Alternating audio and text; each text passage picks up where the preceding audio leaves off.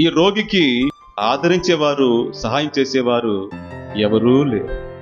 38 సంవత్సరాలుగా అతడు ఆ స్థితిలో చాలా బాధపడుతూ ఉన్నాడు. ప్రియ సోదరుడా, సోదరి, మీలో ఎవరైనా ఆ విధంగా బాధపడుతున్నారా? నాకు ఎవరూ లేరయ్యా, నా కష్టాల్లో, నా శ్రమల్లో ఆదరించేవారు నాకు ఎవరూ లేరు, నా భారాన్ని, నా మనసులో ఉన్న బాధను పంచుకోవడానికి నాకు ఎవరూ లేరు, నాకు ఎవరూ లేరని బాధపడుతున్నారా? అది కూడా ఒక అంత మంచిగా అనుకోండి. ఎందుకంటే ఎవరూ లేదు కాబట్టే యేసయ్య వచ్చాడు. హల్లెలూయా.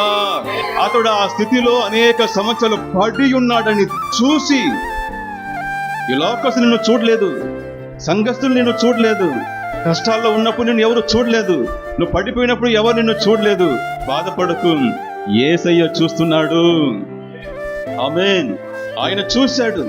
ఆయన పడిపోయిన వారిని ఉద్ధరించువాడు, కృంగిపోయిన వారిని లేవనెత్తువాడు. ఇదిగో, లేవనెత్తడానికి, ఆదరించడానికి, ఉద్ధరించడానికి గొర్రెల ద్వారమున ఓ గొర్రె పిల్ల వస్తా ఉంది. ఆ మనుషుల పాపములు మోయుచున్న గొర్రె పిల్ల లోపలికి వస్తా ఉంది. గొర్రెల ద్వారమున గొర్రె పిల్ల వస్తా ఉంది, పడిపోయిన గొర్రెను లేపి నిలబెట్టేదానికి. సో ఎవరు అతన్ని పట్టించుకోలేదే కాబట్టి యేసు దేవుడు అతని దగ్గరకు వస్తా ఉన్నాడు. నీ కష్టకాలంలో తోటి మనుషులు, తోటి సోదరులు ఎవరు వచ్చి నన్ను పలకరించలేదే, పరామర్శించలేదే, ఆదరించలేదే, సపోర్ట్ నిలబడలేదే అనేసి బాధపడుతున్నావా? అది కూడా మంచికే. అందుకే యేసయ్య వచ్చాడు.